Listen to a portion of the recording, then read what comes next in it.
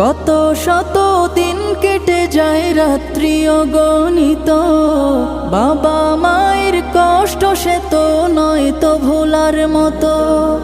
কত শত দিন কেটে যায় রাত্রি অগণিত, বাবা মায়ের কষ্ট সে তো নয় তো ভোলার মতো।